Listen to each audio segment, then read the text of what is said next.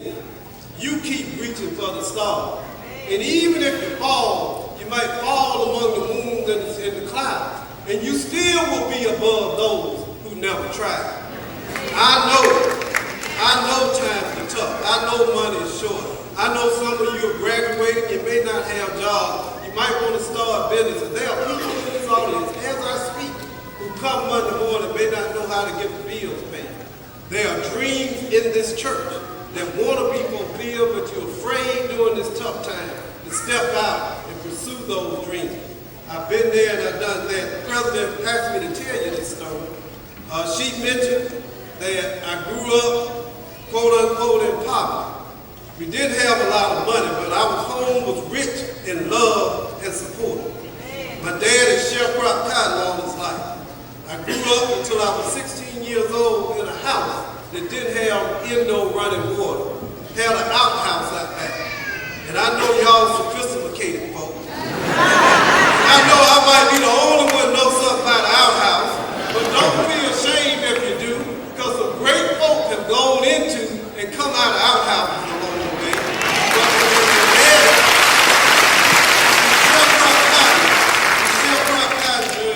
But during the day, and he worked at the chicken coop at night.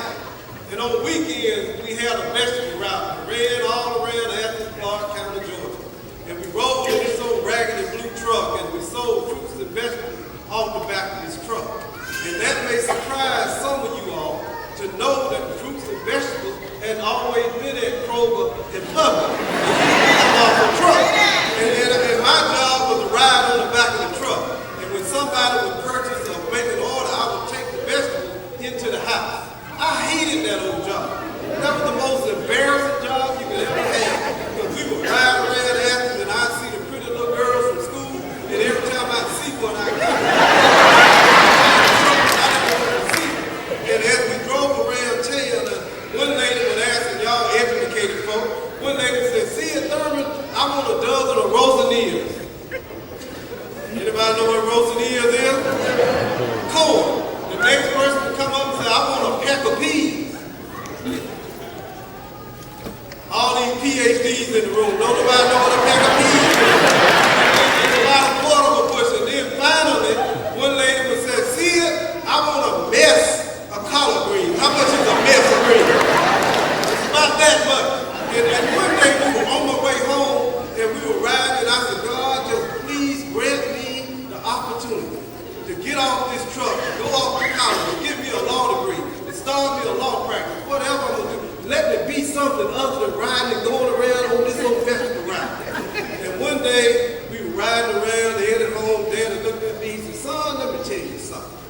He said, "If you keep your nose clean, and if you work hard, one day, this vegetable route will be yours."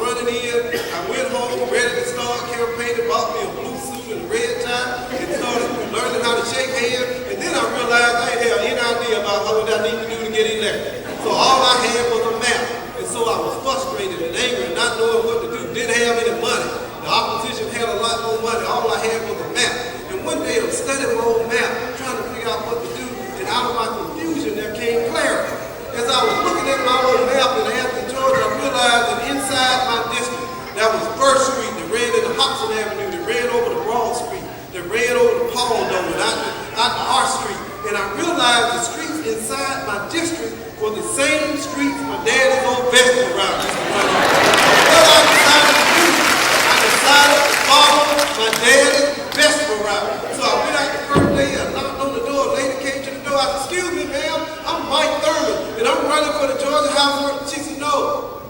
She said, no, I know who you really are.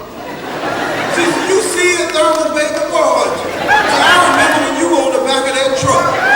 Daddy showed some sweet walk. She said, yeah, I'll go for you. Put a sign in the yard. Go on, son. I'll get you the next house. And the lady said, oh yeah, I remember your dad. So he was a good man. And he used to give us fruits and vegetables on credit. And if he hadn't gave us credit, we couldn't put food on the table. She said, I tell you what, give me a stack of your cards, and I'm going to take them to church, and I'm going to pass them out.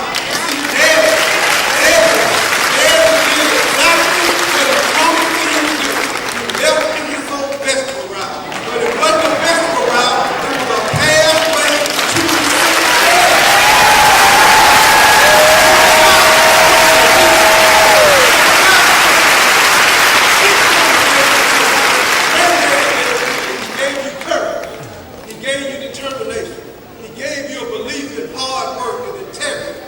most of all, they gave you faith in a true and a righteous God. And they taught you